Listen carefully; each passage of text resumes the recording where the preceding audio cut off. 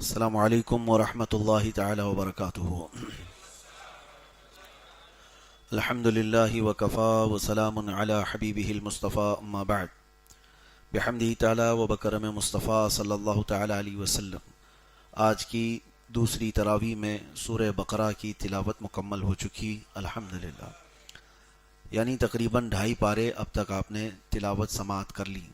اللہ تبارک و تعالی مکمل قرآن عظیم کو صحیح تجوید کے ساتھ ہمیں پڑھنے اور آپ سب کو سماعت کرنے کی توفیق عطا فرمائے۔ قرآن پاک کی جو صورتیں اور جو آیتیں ہم تلاوت کرتے ہیں، آپ کو اندازہ ہوگا پہلے ہم تفسیر قرآن بیان کرتے تھے تو 5 پارے بیان کرنے میں ہمیں 7 سال لگ گئے تھے۔ تو یہاں روزانہ 1 پارے کی پوری تفسیر کیسے مکمل ہو سکتی ہے؟ اس لیے ہم چنندہ چند آیتوں کو آپ کے سامنے رکھتے ہیں تاکہ جو پڑھا ہے اس کو سمجھ کر کے بھی جائے کہ آج اللہ تبارک و تعالیٰ کے کلام میں ہم نے کیا کیا سماعت کیا، کون سا پیغام تھا۔ ایک بات آپ کی سامنے وضاحت ضروری ہے کہ یہ اللہ تبارک و تعالیٰ کا پیغام ہے، میسج ہے۔ کس کے لیے ہے؟ بندوں کے لیے، اس کے رسول کے ذریعے سے۔ ہوتا یہ ہے کہ ہمارے پاس آج 24 گھنٹے فون ہمارے پاس موجود ہے۔ اس میں اگر میسج کی گھنٹی تھوڑی سی بچ جائے تو آپ کی بے قراری بڑھ جاتی ہے۔ جلدی سے دیکھ لوں کہ میسج کس کا آیا ہوا ہے، واٹس ایپ کے اندر ہو، دوسرے سوشل سائٹس کے اندر ہو، جہاں آپ لوگ ایک دوسرے سے بات چیت کرتے ہیں، کسی کا بھی میسج آئے تو آپ کو لگتا ہے کہ اس کو جلدی سے جلدی پڑھ لینا چاہیے یا دیکھ کر کے ختم کر لینا ہے۔ یہ ایک انسان کا دوسرے انسان کو بھیجا ہوا میسج، آپ اس کو ڈیلے نہیں کرتے۔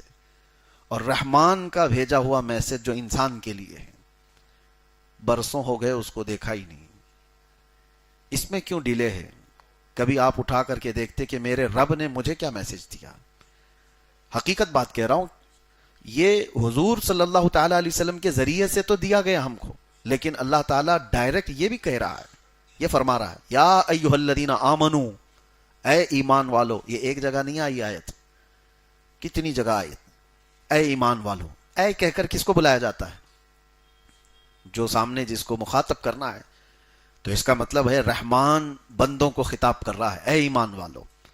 جہاں صرف انسانوں کو بھی بات کرنی ہے وہاں پر بھی اللہ نے فرمایا یا ایھا الناس، اے انسانوں، اعبدوا ربکم الذی خلقکم، اس رب کی عبادت کرو جس نے تمہیں پیدا کیا ہے۔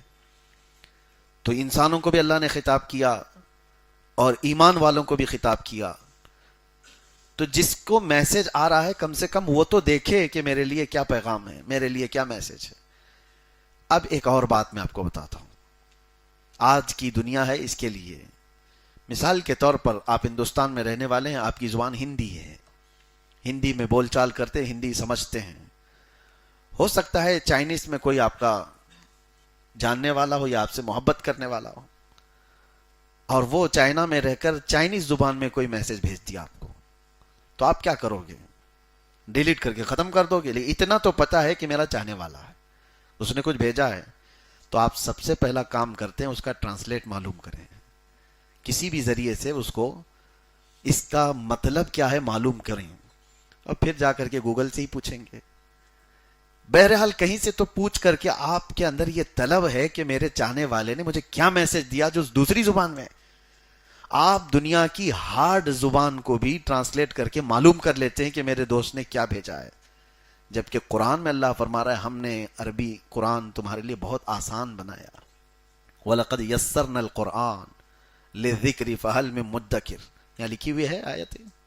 نہیں ہے، ہمارے ممبر پر اکثر یہ لکھی جاتی تھی۔ اللہ فرماتا ہے ہم نے قرآن آسان کر دیا یاد کرنے کے لیے، تو یہ آسان کر دیا۔ خیر چلو تمہاری مجبوری، بلا تشبیہ و بلا تمثیل میں آپ کو جو مثال دیا وہ صرف ذہنوں کو قریب کرنے کے لیے۔ اگر آپ کا یہ عذر ہے کہ مجھے عربی نہیں آتی اور اللہ نے مجھے کیا میسج دیا مجھے کیسا پتا چلے، تم یہاں دوسرے دوستوں کے جیسے ٹرانسلیٹ کر لیتے ہو، کسی ذریعے سے معلوم کر لیتے ہو، ایک بار تو کسی عالم دین کے پاس جاتے کہ آپ مجھے بتائیں انسانوں کو اللہ تعالیٰ نے یا ہم مسلمانوں کو اللہ نے کیا خطاب کیا ہے، کیا بیان کیا ہے۔ آپ کو میں بتاؤں، تاریخ میں امریکہ کے ایک پریزیڈنٹ نے سی آئی اے کو، ان کی جو خفیہ تنظیمیں ہیں، اس کو آرڈر دیا تھا کہ قرآن کی سمری بیان کرو مجھے، قرآن میں کیا کیا ہے. انہوں نے کئی ہزار پیجوں پر جو ہے اس کو، قرآن کے اندر کے موضوعات کو جمع کر لیا تھا. اس کی سمری بیان کرنے کے لیے ایک بہت بڑے سائنسدان ہیں، اس سائنٹسٹ کو یہ کام دیا گیا تھا. اس نے سمری جو بیان کی وہ اتفاق سے ایسے ہے کہ وہ بڑے بڑے مضمون جو قرآن کے پھیلے ہوئے ہیں اس کی سمری کرتے کرتے اس نے چند پیجز میں پیش کر دیا کہ قرآن کا خلاصہ یہ ہے، قرآن میں سمری یہ ہے. اور اتفاق کی بات یہ ہے کہ وہ جو ڈاکٹر ہے وہ اسلام قبول کر لیا. جس نے قرآن کا خلاصہ بیان کرنے کے لیے جس کو دیا گیا تھا، اس سے کئی لوگوں نے ڈیبیٹ کیا، کہا کہ تم کو کسی کام پر دیا گیا تھا اور تم تو ایمانی اسلام میں ہی آ گئے. اس کے بعد زندگی بھر اس ڈاکٹر نے قرآن کی خصوصیات پر کئی کتابیں لکھی، کئی مضمون لکھے. ایک بار ایک یہودی بہت بڑے ڈاکٹر سے اس کا مکالمہ ہو رہا ہے، میں آپ کو بتا رہا ہوں. وہ یہودی جو ڈاکٹر ہے وہ لا کا ایک بڑا جانکار ہے، پروفیسر بھی ہے قانون کا. اس سے اس سائنسدان نے پوچھا کہ اگر وراثت کے معاملات میں سب کی کس کو کیا کیا ملنا ہے قانون میں، صرف اور صرف وراثت، سمجھ رہے نا، وراثت مرنے کے بعد جو بٹتے ہیں، اگر یہ کتابوں میں جمع کر دیا جائے تو کتنی کتابوں میں قانون کے اندر یہ مسئلے موجود ہوں گے، رائٹس ہوں گے، قانون ہوں گے. وکیل لوگ بھی جانتے ہیں کورٹ کے اندر اس کے بھی پورے قانون کی کتابیں موجود ہیں، لا ہیں، بیٹے کو کیا ہے، بیٹی کو کیا ہے، بہن کو کیا ہے، یہ ساری چیزیں. تو اس یہودی ڈاکٹر سے یہ سائنسدان نے پوچھا تو انہوں نے کہا 8 جلدوں میں لکھی جا سکتی ہے وراثت کے پورے مسائل کو، وراثت کے پورے مسائل کو 8 جلدوں میں لکھی جا سکتی.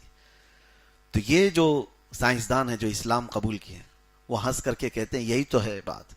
میں قرآن کی سمری کرنے پر جب لگا تھا تو پورے جتنے رشتہ دار ہیں سب کی وراثت کے مسئلے ہیں قرآن میں صرف ایک پیج میں بیان کیے گئے، صرف ایک پیج میں. یوصیکم اللہ فی اولادکم للذکر مثل حظ الانثیین.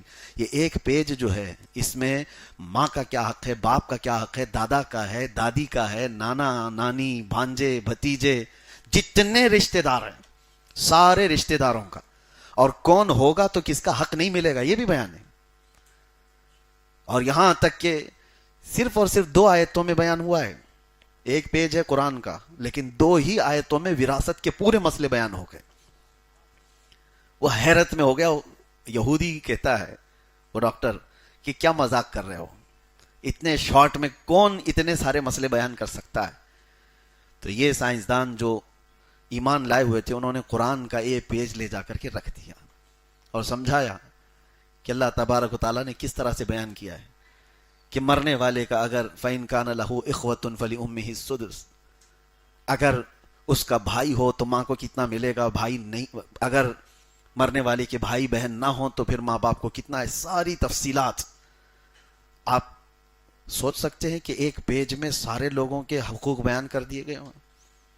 یہ بات جب میں پڑھ رہا تھا تو میں آپ کو بتاؤں، وراثت کے مسئلے ہم بھی پڑھے عالم کورس میں، تو یہ سیکنڈ لاسٹ ایئر میں ہم کو پڑھائے جاتے ہیں، علم الفرائض اس کو کہتے ہیں. اور یہ مسائل پڑھنے کے لیے ہم کو 6 مہینے لگتے ہیں، 6 مہینے سے سال بھر.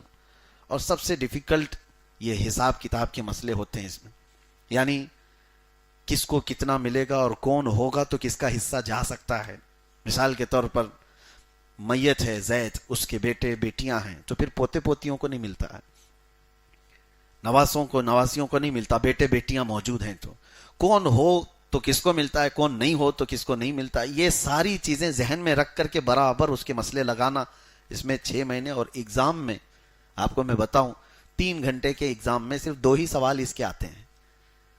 2 سوالات جس کو 3 گھنٹے میں حل کرنا ہوتا ہے وہ بھی آدھا چھوڑ کر کے اٹھ جاتے ہیں. وراثت کے مسائل، اور اس پر پوری کتابیں لکھی ہوئی ہیں، پوری کتابیں موجود ہیں عالم کورس میں بھی. لیکن آج مجھے حیرت ہوتی ہے کہ یہ ساری تشریحات انسان کر رہا ہے، لا بنا رہے ہیں، کورٹ میں لڑے جا رہے ہیں، 8 جلدوں کی کتابیں موجود ہیں، اور ان تمام علوم کو اس رب العالمین نے صرف ایک پیج میں بیان کر دیا. یہ ہے قرآن کا اعجاز. قرآن کو کوئی سمجھ ہی نہیں سکے گا اس انداز سے کہ وہ عام انسانوں سے کمپیئر کرتا ہو. بہرحال تو میں قرآن پاک کی پورے پارے کی تفسیر آپ کے سامنے لے کر نہیں بیٹھا. چند آیتیں، جیسے آج دوسرے پارے کے شروع میں ہی اللہ تبارک و تعالیٰ نے اپنے حبیب کی شان بیان کی. الگ الگ انداز سے حضور کی شان آئی ہے. وہ کیسے کہ رسول پاک صلی اللہ تعالیٰ علیہ وسلم جب مدینہ طیبہ میں موجود تھے، ایک محلہ ہے جہاں پر حضور ظہر کی نماز پڑھا رہے تھے، صحابہ پیچھے تھے. لیکن یہ وہ وقت ہے جب سارے مسلمانوں کا قبلہ بیت المقدس تھا. بیت المقدس فلسطین میں آج بھی ہے، مسجد اقصیٰ، تو اس کی طرف منہ کر کے نماز پڑھ رہے تھے. بیت المقدس اس طرف ہے تو خانہ کعبہ اس کے اپوزٹ میں ہے، مدینے میں بالکل اپوزٹ سمتیں ہوتی ہیں. خانہ کعبہ ادھر ہے، بیت المقدس ادھر ہے. وہ پوری آیت کا خلاصہ میں آپ کے سامنے رکھ رہا ہوں. حضور نماز پڑھاتے ہوئے 2 رکعت ہو گئی تھی. حضور کے دل میں یہ خیال آیا کہ میرا قبلہ کعبہ ہوتا تو اچھا ہوتا. اور حضور کے دل میں یہ خیال آیا تو آپ صلی اللہ تعالیٰ علیہ وسلم اپنا چہرہ آسمان کی طرف یوں اٹھا رہے تھے. ٹھیک ہے، بس بات اتنی ہوئی. 4 رکعت ظہر کی، 2 رکعت ہو چکی اور چہرہ آسمان کی طرف اٹھا رہے ہیں. اسی اسنا میں جبرائیل امین آیت لے کر نماز میں ہی آ گئے. جو آیتیں آج ہم نے پڑھی ہیں یہ نماز کی حالت میں جبرائیل امین آیتیں لے کر آئے.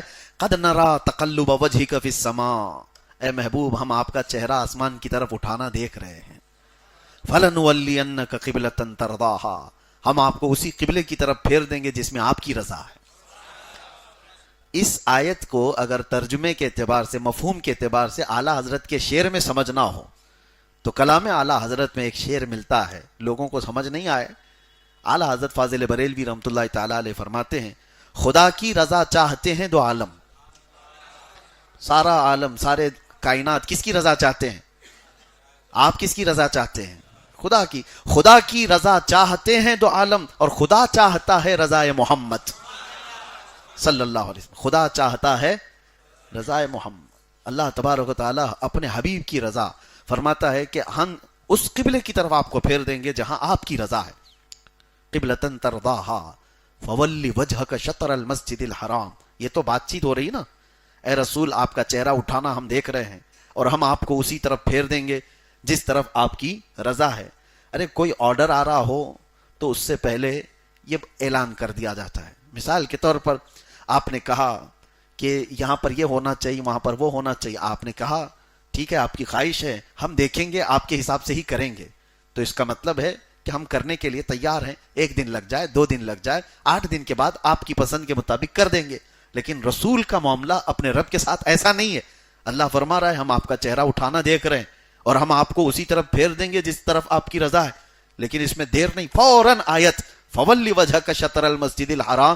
دیر کس بات کی ہے محبوب؟ ابھی آپ اپنا چہرہ کعبے کی طرف کر لیں. یہ نہیں کہ ظہر ہو جائے عصر سے آپ کا قبلہ بدل جائے گا، یا آج پورا کر لیجئے کل سے آپ کا قبلہ بدل جائے گا. نہیں، نماز کی حالت میں ہے حضور، 2 رکعت بیت المقدس کی طرف ہو چکی ہے. اللہ فرما رہا ہے ابھی کے ابھی آپ اپنا چہرہ خانہ کعبہ کی طرف کر لیں. اور یہ قبلہ بدل دیا گیا اور اسی وقت حضور چہرہ پھیر لیے خانہ کعبہ کی طرف. اور جو پیچھے تھے وہ چل کر کے صحابہ حضور کے پیچھے آ گئے. اور ایک نماز میں یعنی سب چلے پھرے. جو صحابہ، ظاہر سی بات ہے حضور کا چہرہ اگر پھر گیا تو مقتدیوں کے سامنے ہو گیا، تو مقتدی کیا آمنے سامنے ہوں گے؟ تو مقتدی سب وہ صحابہ تھے، حضور کے پیچھے آ گئے. مثال کے طور میں آپ کو بتاؤں، وہ صحابہ کو اسی لیے صحابہ کہا گیا. وہ عام دوست نہیں تھے ہمارے اور تمہارے کہ ان کو پوچھنا پڑے یہ کیا ہو رہا ہے. وہ رسول کو جانتے تھے، اگر ان کا چہرہ پھر گیا ہے تو ہمارا پورا دین ہی ادھر ہے. اس کی ترجمانی کرتے ہوئے اقبال کیا کہتے ہیں، بمصطفیٰ برساں خیش کے دی ہماؤس. اپنے آپ کو رسول کے قدموں تک پہنچا لو، یہی دین ہے. صحابہ نماز کی حالت میں اچنبے کی بات ہوتی ہے، شاکنگ ہے کہ اچانک حضور اس طرف پھر گئے، ہمیں کیا کرنا ہے؟ نہیں، صحابہ چل کر کے حضور کے پیچھے آ گئے اور نماز مکمل ہو گئی. اب سنیے، اس میں کئی حکمتیں ہیں، میں آپ کو بتاؤں. 2 رکعت کے بعد پھر حضور نے اعلان فرمایا کہ قبلہ ہمارا بدل گیا. آج سے ہمارا قبلہ خانہ کعبہ ہوگا اور قیامت تک مسلمانوں کا قبلہ خانہ کعبہ. اب سنیے، یہ صحابہ کرام ان میں سے کسی کی نماز خراب نہیں، ٹوٹی نہیں. تم اور ہم اگر نماز میں چلیں تو نماز ہوگی نہیں. وہ رسول کی اطاعت میں تھے تو وہ بھی نماز میں ہی شامل ہے. حضور کی فرما برداری میں ان کا چلنا پھرنا ہوا, وہ بھی عبادت میں ہی. اچھا, یہاں تک تو بات سمجھ میں آئی. پھر یہ صحابہ نکل کر کے باہر جا رہے تھے تو چند دوسرے صحابہ کو نماز پڑھتے ہوئے انہوں نے راستے میں دیکھا. وہ بھی بیت المقدس کی طرف منہ کر کے پڑھ رہے تھے, اور یہ رسول اللہ کے پیچھے پڑھ کر کے آئے ہوئے لوگ تھے. راستہ چلتے ہوئے نماز کی حالت میں ہی ان صحابہ سے بھی انہوں نے کہا کہ ہم ظہر کی نماز حضور کے پیچھے پڑھ رہے تھے اور قبلہ بدل چکا ہے, اور ہمارا قبلہ بیت المقدس نہیں خانہ کعبہ ہو چکا ہے. تو باہر سے آئی ہوئی آواز کو سن کر کے وہ صحابہ اپنے چہرہ خانہ کعبہ کی طرف کر لی. اب مسئلہ میں آپ کو بتاؤں, یہاں ہم نماز پڑھ رہے ہیں, باہر سیڑھی پہ کھڑے ہو کر کے کسی نے اللہ اکبر بھی کہہ دیا اور آپ جھک گئے رکوع میں, سب کی نماز گئی, نماز فاسد ہو گئی. باہر والے کی اقتدا نہیں کر سکتے, امام کی اقتدا کر سکتے ہو. جو تمہاری نماز کا امام ہے بس اس کی آواز پر تم رکوع سجدہ کر سکتے ہو. باہر کھڑا ہوا اگر کوئی تکبیر بول دیا جو نماز میں نہیں تھا, حالانکہ غلط بات نہیں کہہ رہا ہے, وہ بھی اللہ اکبر ہی کہہ رہا ہے, اس کے باوجود بھی باہر والے کی اقتدا کرنے سے نماز فاسد ہو گئی, نماز سے تم نکل گئے. لیکن وہ صحابہ کا معاملہ دیکھیں, وہاں باہر والے صحابہ کہہ رہے ہیں کہ قبلہ بدل گیا ہے, یہ پھر بھی گئے اور ان کی بات کو مان کر نماز بھی پڑھ لیے. وجہ یہ ہے کہ تمہارا اور ہمارا بولنا اور ہے. وہ صحابہ جس کی بات پہنچا رہے تھے وہ رسول اللہ کی بات تھی. وہاں تو اطاعت ضروری ہے, وہاں تو ماننا ہی ہے, وہاں نہ ماننے سے خرابی آ جائے گی. بہرحال اس بات پر یہودیوں نے بہت واویلا مچایا تھا. وما انت بتابع قبلتهم وما بعضهم بتابع قبلة بعض. یہاں پر اللہ تعالیٰ نے قبلے کے متعلق بہت ساری باتیں ارشاد فرمائی. یہودیوں نے تان و تشنیع کیا تھا کہ یہ کیسے ہے کہ ان لوگوں نے قبلہ بدل لیا, اب تک کسی کا قبلہ بدلا نہیں تھا, فلاں فلاں باتیں. تو اللہ تبارک تعالیٰ نے اپنے حبیب صلی اللہ تعالیٰ علیہ وسلم کو یہ آیتیں اتار کر فرمایا, آپ ان سے کہیں نہ تم ہمارے قبلے کے پیروکار ہو اور نہ ہم تمہارے قبلے کے پیروکار ہیں. قبلہ کیا ہے یہاں سے سمجھ میں آ گیا. قبلہ خانہ کعبہ ایک مرکز کے لیے بنایا گیا. اصل قبلہ تو وہ ہے جس کی طرف یعنی حضور صلی اللہ تعالیٰ علیہ وسلم نے چہرہ کیا, حضور کا چہرہ ہی قبلہ ہے. اگر حضور نہ پھرتے تو قبلہ کو کون پہچانتا؟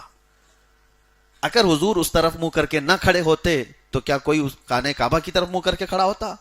اصل قبلہ تو حضور کی ذات ہے. حاجیو آؤ شہنشاہ کا روزہ دیکھو, کعبہ تو دیکھ چکے کعبے کا, ہاں وہ کعبے کا کعبہ ہے, وہ قبلہ اصل ہے. اب یہاں پر ایک اور مسئلہ میں آپ کو بتاتا ہوں کہ اللہ تبارک و تعالیٰ نے رسول اللہ صلی اللہ تعالیٰ علیہ وسلم کی رضا پر قبلہ بدل دیا. اور نبیوں میں میرے آقا کی ایک خصوصیت ہے, یہ حضور پاک صلی اللہ تعالیٰ علیہ وسلم کی ایک خصوصیت ہے. آپ پہلے کی امتوں کو دیکھیں گے تو پہلے کی امتوں میں قبلہ جو ہے بیت المقدس رہا ہے کچھ نبیوں کا, اور کچھ نبیوں کا خانہ کعبہ بھی بتایا گیا ہے. لیکن جس نبی کا قبلہ جو تھا وہ زندگی پر ان کا وہی قبلہ رہا. صرف حضور پاک کی خصوصیت ہے کہ حضور صلی اللہ تعالیٰ علیہ وسلم بیت المقدس کے بھی امام اور خانہ کعبہ کے بھی امام, دونوں قبلوں کے امام ہیں آپ. اسی لیے آپ کا لقب ہے امام القبلتین. امام القبلتین, عربی میں قبلتین کہتے ہیں, دو قبلوں کا امام. اب یہ صرف نبی پاک صلی اللہ تعالیٰ علیہ وسلم کی خصوصیت ہے کہ میرے آقا دونوں قبلوں کے امام ہیں. اب ہمارے لیے مسئلہ یہ ہے کہ مسجد قبلتین مدینہ طیبہ میں موجود ہے, جہاں یہ قبلہ بدلنے کا واقعہ ہوا وہاں آج ایک مسجد بنی ہے, اس کی زیارت بھی ہوتی ہے, لوگ جاتے ہیں.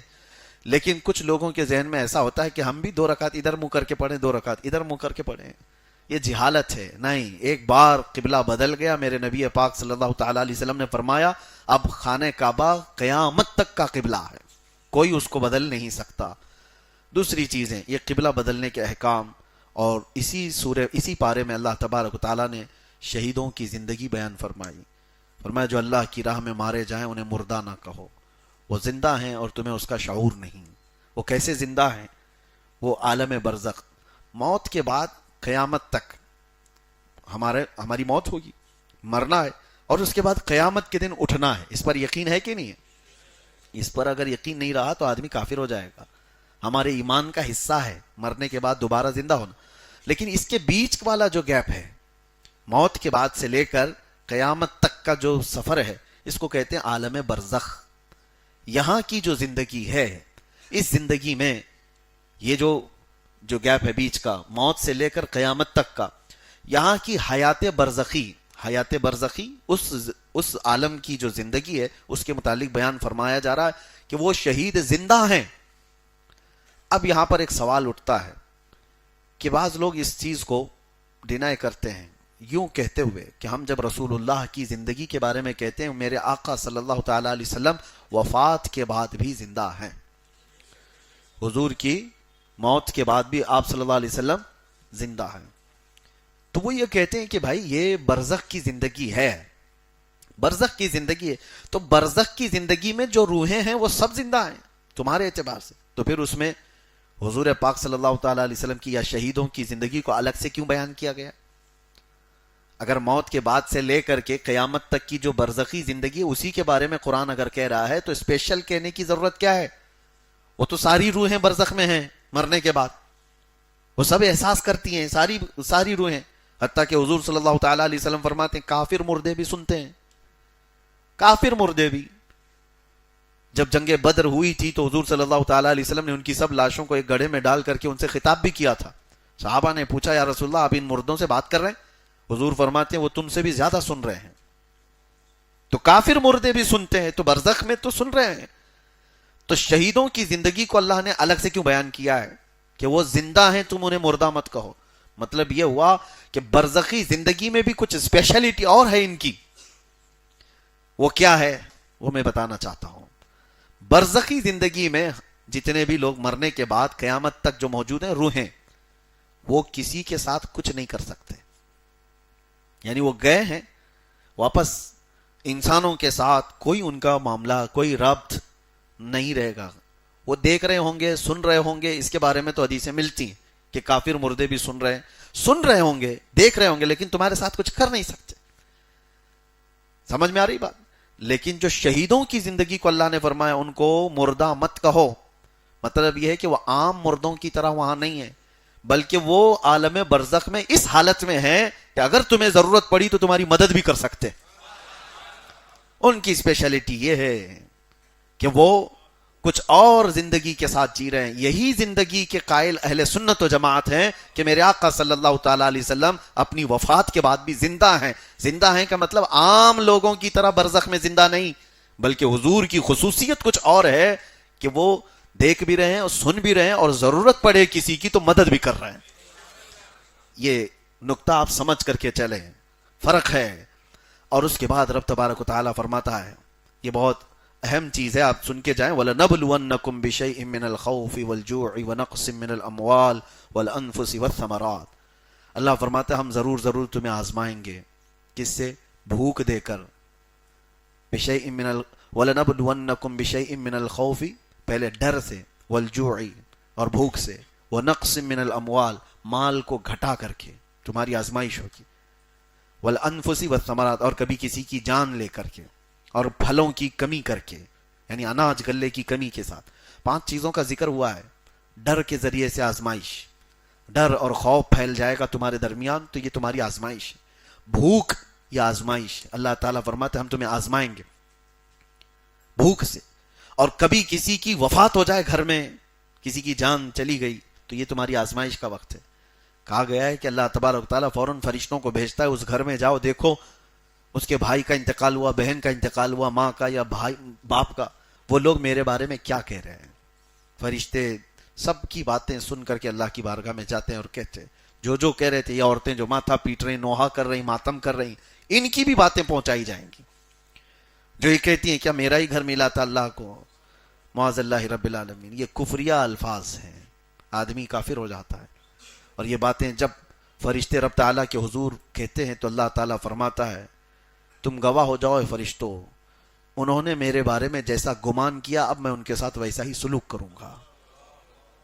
دوسرے کچھ وہ گھر ہوں گے جو صبر والے، استقامت والے. فرشتے ان گھروں سے بھی جا کر کے اللہ کی بارگاہ میں یوں کہیں گے کہ رب تعالیٰ ان کے گھر میں ان کے بھائی کی موت ہوئی، ماں کی یا بیٹی کی، کسی کی موت ہوئی، لیکن ہم ان کے گھر گئے تھے تو وہ صرف اتنا کہہ رہے تھے انا للہ و انا الیہ راجعون. ان کے ہاں شکایتیں نہیں تھیں، تو رب تعالیٰ فرماتا ہے فرشتوں تم گواہ ہو جاؤ، ان کے گھر سے میں نے ایک جان لیا، اس سے بہتر نعمت ان کو ان کے گھر میں عطا کروں گا، ان کو نعم البدل دیا جائے گا۔ بیماری پر بھی فرمایا گیا بیمار بندہ کیا کہتا ہے، فرشتے سن کر اللہ کی بارگاہ میں عرض کرتے، اگر صبر و استقامت کی باتیں کر رہا تھا تو رب تعالیٰ فرماتا ہے فرشتوں اس سے بہتر خون اس کے جسم میں دوں گا، اس سے بہتر گوشت اسے عطا کروں گا۔ بیماری، یہ صبر اور یہ آزمائش کے وقت ہوتے ہیں، یہ ہمارے لیے بولنا بہت آسان ہے، پریکٹیکلی بہت مشکل ہو جاتا ہے۔ میں نے ایک آیت جو ہم ہمیشہ پڑھتے ہیں، ان مع العسر، یہ آیت دو بار آئی ہے، ان مع العسر یسرا، سورہ علم نشرہ میں ہے، جس کا مطلب ہے ہر تکلیف کے بعد ایک آسانی نہیں، دو آسانی ہیں۔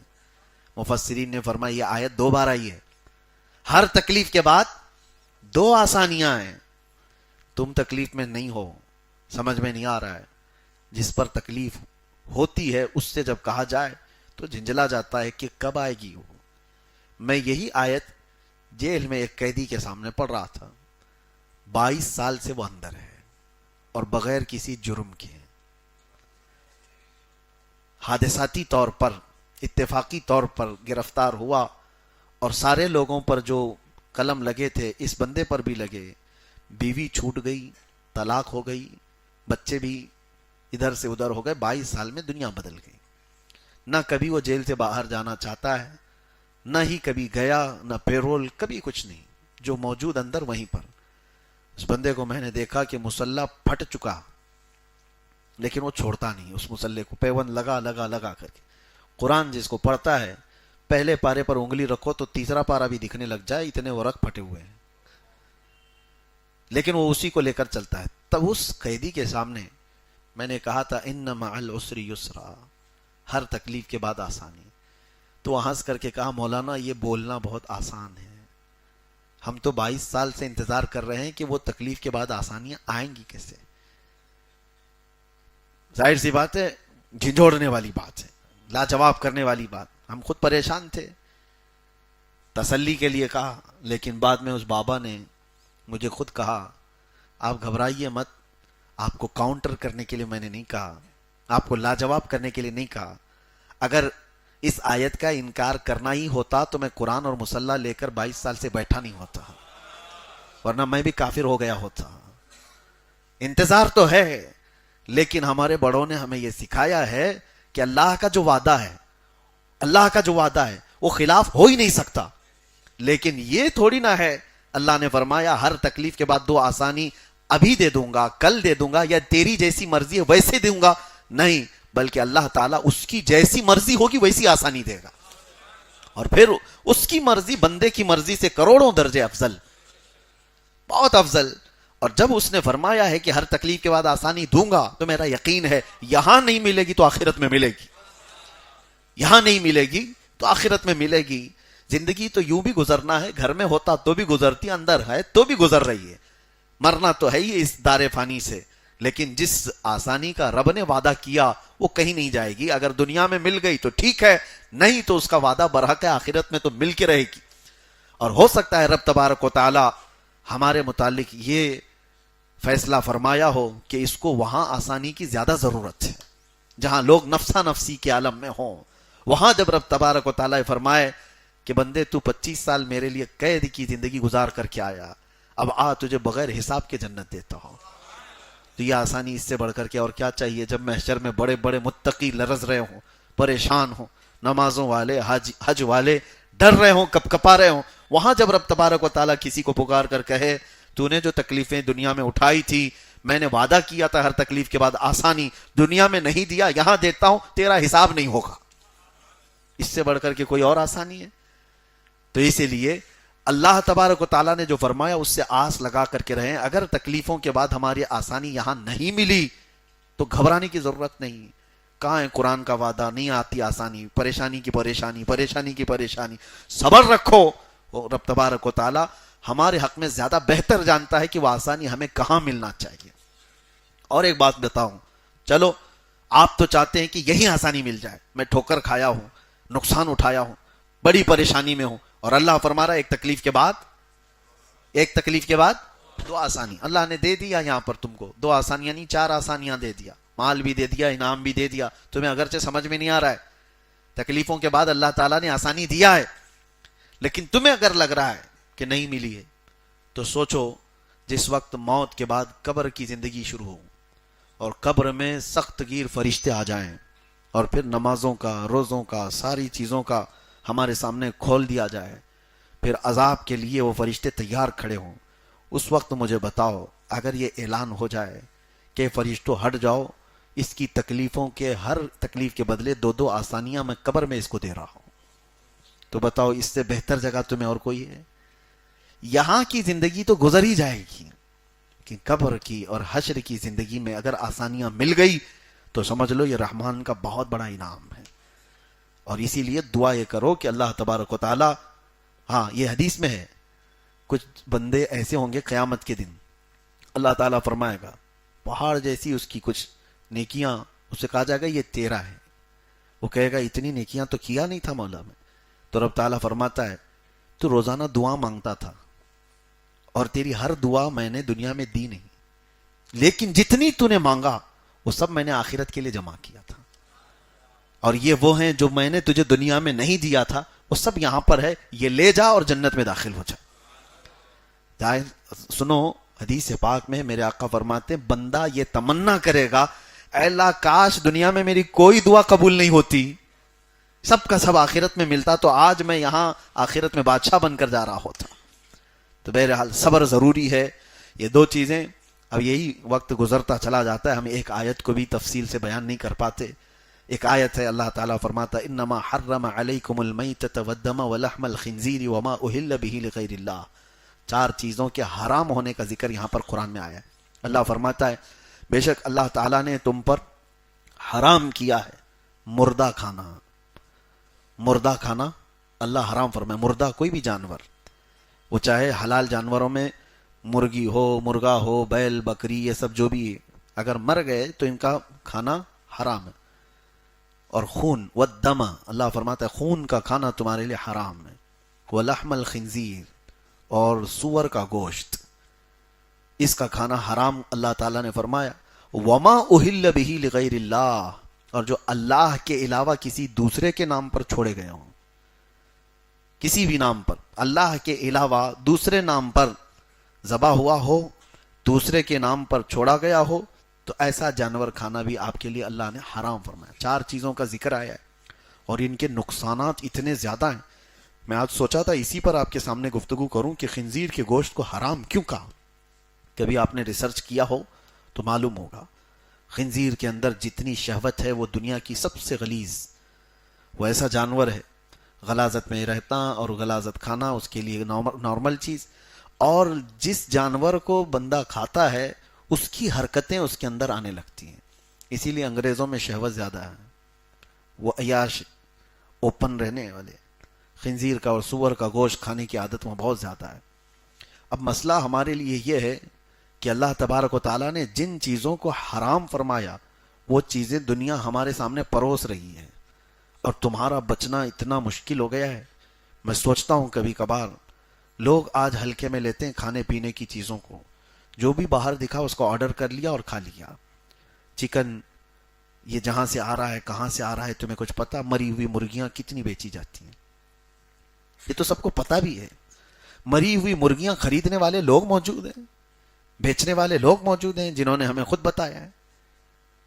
اور یہ راستے پر بکنے والی بہت ساری چیزیں ہیں، لوگوں کو ایسا لگتا ہے چکن فرائیڈ رائس، چکن شاورما، بس یہ زبان کی لذت ہے جو اس کو حرام کاریوں پر ابھارتی.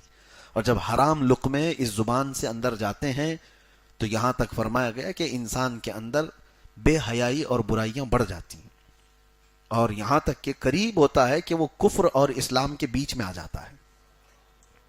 وہ ہر گناہ کو، ہر برائی کو ہلکے میں لینے لگ جاتا ہے. کیوں؟ حرام روزی اس کے اندر جا رہی ہے. خاص طور پر اس کا یہ 4 چیزیں. اور قرآن میں اللہ نے فرمایا خون کا کھانا حرام ہے. کبھی کبھار یہ دیکھا گیا ہے کہ لوگ جو ہے دیہاتوں میں تو خون قصاب لوگ جمع کرتے ہیں ایک کٹوری میں اور وہ کلیجی کی طرح بن جاتا ہے اور اس کو بھی بیچتے ہیں اور اس کو بھی کھاتے ہیں، اس کو بھی بناتے ہیں. معاذ اللہ رب العالمین، یہ سخت حرام ہے. اور یہ تو چلے آپ کو گھن لگ رہی ہے، کہ لوگ کیسے کٹوری میں خون کو جمع کر کے اس کو کلیجی کی طرح بنا کر کھا لیتے ہیں، لیکن بسا اوقات یہ دیکھا گیا ہے کہ گوشت کے اندر بھی خون لگا رہ جاتا ہے، چکن میں بھی، مرغی کے گوشت میں بھی، اور کئی گوشت میں بھی ایسی کہ ذبح کرنے کے بعد جو بہہ گیا خون، لیکن کچھ خون جمع رہ جاتا ہے اگر وہ کافی بڑی مقدار میں، اور ویسے ہی اس کو پکا لیا تو اس نے حرام پکایا ہے۔ عورتوں کو بھی چاہیے کہ خوب اچھی طرح سے گوشت کو دھلا جائے کہ وہ بچے ہوئے خون کے اثرات بھی اس کے اندر نہ موجود ہو۔ دو چیزیں ہو گئی، خون کا اور مردار کا۔ اور خنزیر کا گوشت، اس کو آج اتنا عام کر دیا گیا ہے یورپ میں، ویسٹرن کنٹریز میں اس کو عیب بھی نہیں سمجھا جاتا، پورک، اور اس کو الگ الگ کوڈ کے ذریعے سے دنیا بھر میں پھیلایا جاتا ہے۔ اب اس کی چربی کا الگ استعمال ہے، اس کی ہڈیوں کا الگ استعمال ہے، اس کی جلد کا، اس کی سکن کا الگ استعمال ہے۔ تو خنزیر کا استعمال، اس کی فارمنگ دنیا میں سب سے زیادہ کی جاتی ہے۔ چکن کی فارمنگ تو بہت بعد میں کی جانے لگی، لیکن خنزیر کی، سور کی فارمنگ بہت پہلے سے ہو رہی ہے، اور اس کو بہت بڑے پیمانے پر اس کی فارمنگ ہوتی ہے اور اس کو پروسا جاتا ہے۔ حضرت سیدنا عبد القاہر بغدادی رضی اللہ تعالیٰ عنہ، آج سے تقریباً 700 سال پہلے کے بزرگ ہیں، ان کی کتاب ہے، انہوں نے بہت سارے آگے کی باتیں ہیں جس کو آپ سمجھتے ہیں بھوشمانی کہتے ہیں، کچھ علماء نے اپنے علم کے ذریعے سے، کشف کے ذریعے سے پریڈکشن کیے ہوئے ہیں۔ اس میں سے حضرت عبد القاہر بغدادی کی بات میں پڑھ رہا تھا، انہوں نے کہا کہ ہند کے مسلمان ایک وقت آئے گا جب وہ خنزیر کھایا کریں گے۔ حیرت ہوتی ہے، اور میں یہ ٹاپک پر آج سے تقریباً 8 سال پہلے بیان کر چکا ہوں، اور اس پر بھی چکن پولیٹری والوں نے ہم کو نوٹس بھی بھیجا ہوا ہے کہ آپ نے چکن کو لے کر کے اتنا بولا ہے تو ہمارے بزنس پر اس کو فرق پڑتا ہے، تمہارا حرام بزنس گیا بھاڑ میں۔ یہ جو مسلمانوں کو جس چیز سے تم پروس کر کے اس کے خلاف بولنے پر تم کہتے ہو کہ ہمارا بزنس نقصان میں آئے گا، فلاں ہوگا، ایسی تو چیزوں کو ہم زندگی بھر بیان کرتے رہیں گے۔ ہم ہے ہی اس چیز کے لیے کہ مسلمان کو حرام کھانے سے بچائیں۔ کئی ایسے علاقے ہم نے سنے پیزا اور برگر کے، وہاں پر خنزیر کا گوشت اس میں عام طور پر پروسا جاتا ہے۔ ہونا کیا چاہیے؟ اب آپ ڈرے تو ہیں، لیکن میرے عزیزو، اتنا احتیاط رکھو اپنے کھانے پینے میں، اتنا احتیاط رکھو کہ باہر کے کسی بھی سورس سے آنے والی چیز بغیر تحقیق کے آپ نہ کھائیں۔ جب تک آپ کو اس کے حلال ہونے کا یقین نہ ہو تب تک آپ نان ویج کو نہ ہاتھ لگائیں۔ آج کے دور کی آپ کے لیے سب سے بڑی ضرورت ہے، ایک بار کسی کے پیٹ میں حرام لقمہ جاتا ہے تو اس کی نسلوں پہ بھی اثر کرتا ہے، گھر تو گھر، اس کی نسلوں پہ بھی اثر کرتا ہے۔ بے ادب بچے، بدتمیز بچے پیدا ہوتے ہیں، رزق حرام ہوتا ہے۔ تو اس چیز کا لحاظ رکھیں، کھانے پینے میں ہمارے حلق سے اترنے والی چیز، گوشت کھانا واجب اور فرض نہیں ہے، فرض نہیں ہے، ہاں بغیر اس کے زندہ بھی رہ سکتا ہے آدمی۔ تو جہاں ایسی نوبت ہے، کسی ایسی جگہ پر آپ گئے ہوئے ہو جہاں آپ کو لگتا نہیں ہے کہ یہاں حلال طریقے سے ذبح ہوا ہو، تو آپ کو ضروری نہیں ہے کہ فرض اور واجب ہے کہ گوشت کھا ہی کے رہوں گا۔ لوگ اتاولے ہو جاتے ہیں کہ ہاں یہ نان ویج نہیں مل رہا ہے تو کیسے چلے گا؟ کیوں نہیں چلے گا؟ کیسے نہیں چلے گا؟ کچھ لوگ بیڑی سگریٹ والے جو بولتے ہیں کہ نہیں 1 گھنٹے بھی نہیں رہ پاتے ہیں، میں ان سے پوچھتا ہوں پھر سحری سے افطاری تک کیسے رہتے ہیں؟ بغیر اس کے رہتے ہیں۔ نظام تم نے دماغ میں بنایا ہے، اللہ نے جسم کو ایسا بنایا ہے کہ تم چاہو تو اس کو اپنے ہاتھ میں رکھو، تم جس طرح سے اس کو ٹریننگ دیتے ہو یہ جسم ویسا ہی قبول کرتا ہے۔ تو کھانے پینے میں احتیاط یہ بہت ضروری ہے۔ اور اخیر میں اللہ نے فرمایا وَمَا أُهِلَّ بِهِ لِغَيْرِ اللَّهِ، اور جو اللہ کے علاوہ دوسرے کے نام پر چھوڑے ہوئے جانور ہیں ان کو بھی کھانا حرام ہے۔ اب یہ آیت جو ہے اس کو کچھ وہابی لوگ ہمارے اوپر بھی فٹ کرتے ہیں، وہ کہتے ہیں دیکھو قرآن میں یہ فرمایا گیا اللہ کے علاوہ دوسرے کے نام پر چھوڑے ہوئے جو جانور ہیں ان کو کھانا حرام ہے۔ تو سنی لوگ غوث پاک کے نام پہ بکرے چھوڑتے ہیں، غریب نواز کے نام پر بکرا ہے۔ یہاں میں آپ کو بتاؤں فرق کیا ہے۔ کفار و مشرکین کے بارے میں یہ کہا گیا ہے کہ جب وہ ذبح کرتے تھے تو اپنے دیوی دیوتاؤں کے نام پر بلی چڑھاتے تھے، ان کے نام پر کاٹتے تھے، اس کی حرمت قرآن میں بیان کی گئی۔ اگر کسی بکرے کو بزرگوں کے نام پر ایسی چھوڑا گیا ہے تو صرف اس کو نسبت دی گئی ہے، لیکن جب ذبح کیا جاتا ہے تو بسم اللہ ہی، ہاں کبھی غوث پاک کا نام لے کر ذبح نہیں کریں گے. غریب نواز، ارے ہم تو حضور صلی اللہ علیہ وسلم کا نام لے کر کے بھی ذبح نہیں کر سکتے، کسی کا نہیں. ذبح کرنے کے لیے صرف اور صرف اللہ کا نام. تو آیت میں اللہ نے یہ بیان فرمایا ہے جو اللہ کے علاوہ دوسرے کسی کے نام پر ذبح کیے ہوئے ہوں، حلال کیے گئے ہوں، حلال کا مطلب ذبح کیے گئے ہوں، ان جانوروں کا کھانا حرام ہے. اور بیچارے کچھ لوگوں نے ہمارے اوپر فٹ کیا ہے، غوث پاک کے نام پر یہ لوگ چھوڑے ہوئے ہیں، غریب نواز کے نام پر چھوڑے ہوئے ہیں. ان کو پتہ نہیں ہے یہ خود بھی جو ہے اگر اس طرح سے دیکھا جائے تو بکرے تو بہت سارے لوگوں کے نام پہ چھوڑے ہوئے ہیں. اب مثال کے طور پر کسی نے خرید کر آپ بکرا خرید کر کے لائے تو یہ تو نہیں کہیں گے نا کہ ڈاکٹر کا بکرا ہے، یہ تو کہیں گے یہ تو احمد کا بکرا ہے، زید کا بکرا ہے، خالد کا بکرا ہے. نام تو دیا نا، جس کا بکرا ہے اس کا نام دیا. تو بیچارے یہ وہاں بھی بولیں گے کہ یہ احمد کا بکرا حرام ہو گیا، خالد کا بکرا حرام ہو گیا کیونکہ اس کے نام پر آ گیا. تو دیونار کے سارے بکروں کو کہو اللہ کے بکرے ہیں، یہ نہیں کہیں گے. اور دوسرے یہ تو نام کے بکرے ہو گئے، اور کچھ تو ہوتے ہیں راجستھانی بکرا، پنجابی بکرا، یو پی کا بکرا، تو پھر علاقے کا بھی نام دے دیے تو بھی بکرا حرام ہو جائے. اس کا مطلب سمجھو کہ بکرے کو یا کسی بھی جانور کو کسی غیر کے نام پر ذبح کیا گیا تب وہ حرام ہے. زندگی میں اس کو نسبت دی گئی ہے تو کوئی حرج نہیں، بلکہ وہ نسبت دینے سے ممتاز ہو جاتے ہیں. بزرگوں کے نام سے اگر کسی جانور کو نسبت بھی مل جاتی ہے تو وہ ممتاز ہوتے ہیں. قرآن میں اس کا ذکر ہے، اصحاب کہف کا کتا. ہاں، اصحاب کہف کا کتا، جو اصحاب کہف کے ساتھ کتا چلتا رہا، ان کے ساتھ غار میں جا کر سویا بھی. حدیث میں ملتا ہے کہ جانوروں کو قیامت کے دن معدوم کر دیا جائے گا، ختم کر دیا جائے گا، لیکن اصحاب کہف کا کتا ان کے ساتھ جنت میں بھی جائے گا. ارے کتا، وہ 7 لوگ یا 8 لوگ جتنے تھے اصحاب کہف، ان کی صحبت اختیار کیا اللہ والوں کی، کتا ہو کر کے جنت میں گیا. اور پھر آپ سوچئے انسان ہو کر اگر اولیاء کی صحبت اختیار کرے تو کیا اس کو اس نسبت کی برکت نہیں ملے گی؟ ہاں، اسی لیے امام اہل سنت فاضل بریلوی رحمۃ اللہ تعالی علیہ کا یہ شعر سمجھو. آپ نے غوث پاک کی طرف نسبت کرتے ہوئے کیا کہا تھا؟ کیا دبے جس پہ حمایت کا ہو پنجہ تیرا. یعنی سرکار غوث پاک آپ کا پنجہ، یہ پنجہ ہوتا ہے، ہاں، کیا دبے جس پہ حمایت کا ہو پنجہ تیرا. سرکار غوث پاک آپ کا پنجہ جس کے پیٹھ پر ہو، آپ کی حمایت جس کے ساتھ ہو، وہ دب کیوں سکتا ہے؟ وہ کبھی کسی سے دبے گا؟ نہیں دبے گا. کیوں؟ ایک واقعہ بتاتے ہوئے اعلیٰ حضرت کہتے ہیں شیر کو خطرے میں لاتا نہیں کتا چہرہ. خطرے میں لاتا نہیں مطلب ڈینجر کا مطلب نہیں ہے، خطرہ خاطر میں لاتا نہیں، یعنی دل پہ ذرا برابر پرواہ بھی نہیں کرتا کہ سامنے شیر کھڑا ہے. کون؟ دربار غوث کا کتا. واقعہ تھا کہ آپ کے دربار پر ہڈیاں کھا کر پلنے والا ایک کمزور کتا سرکار غوث پاک رضی اللہ تعالیٰ عنہ کے ہاں اور لنگر کا کھا کر کے پلتا تھا. اس محلے میں حضرت احمد جام ایک بزرگ تھے بغداد کے، وہ شیر کی سواری کرتے تھے، اور وہ جس محلے میں جاتے تھے ایک گائے کی قربانی دینی پڑتی تھی. باری باری ان کا شیر جاتا تھا. غوث پاک کے محلے میں جب پہنچا تو انہوں نے قاصد بھیجا کہ جاؤ ان کے لنگر سے ایک گائے لے کے آؤ ہمارے شیر کے لیے. لوگ آئے، غوث پاک سے کہا، آپ نے منع نہیں فرمایا، کہا لے جاؤ لنگر سے ایک گائے ان کے شیر کے لیے. لے کر کے گئے. اب میں یہاں گائے کا ذکر کر رہا ہوں کہیں اس کو کنٹروورشل نہ بنا دیا جائے. ہاں بھائی، وہ شیر کھا رہا تھا تو شیر کے لیے وہاں بھیجا جا رہا تھا، ہمارے لیے نہیں ہے.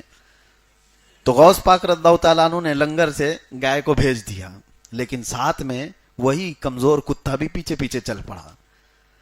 وہ چلا اور اس کے بعد جیسے ہی بھوکا شیر گائے پر جھپٹ رہا تھا، دم زدن میں دنیا نے دیکھا کہ یہ لاغر کمزور کتا چھلانگ لگا کر اس شیر پر حملہ آور ہوا اور دم زدن میں 2 ٹکڑے کر کے رکھ دیا. کبھی ہوتا ہے ایسے؟ شیر کو یہ کتا پھاڑ کر کے رکھ دیا. احمد جام جو بزرگ سواری کرتے تھے وہ کھڑے ہو گئے، دیکھنے لگے کہ ایک لاغر اور کمزور کتا میرے شیر کو شکار کر گیا. پھر پوچھا یہ کہاں کا ہے؟ لوگوں نے بتایا دربار غوث کی ہڈیوں پر پلتا ہے. اب یہی بات ہے، یہ نسبت کی بات ہے. تم یہ مت دیکھو کہ یہ کمزور ہے، لاغر ہے، یہ دیکھو کہ نسبت کہاں سے رکھتا ہے. ہم بھی اسی لیے فخر سے کہتے ہیں، یا سرکار غوث پاک کی بارگاہ میں تجھ سے در، در سے سگ، اور سگ سے ہے مجھ کو نسبت. میری گردن میں بھی ہے دور کا ڈورا تیرا، اس نشانی کے جو سگ ہیں نہیں مارے جاتے، حشر تک میرے گلے میں رہے پٹا تیرا. اللہ تبارک و تعالیٰ یہ نسبتیں سلامت رکھے. تو آیت میں جو بتا رہا تھا اس میں 4 کا ذکر تھا کہ مردہ کھانا، خون کا کھانا، سور کا گوشت کھانا، اور اللہ کے علاوہ کسی دوسرے کے نام پر ذبح کیا ہوا کھانا یہ حرام ہے. اس کی حکمتیں بہت زیادہ ہیں، وہ ایک شارٹ ٹائم میں بیان کرنا پاسبل بھی نہیں، ممکن نہیں ہے. بہرحال ان چیزوں سے بچیں، رزق کا خاص طور پر اہتمام ہو.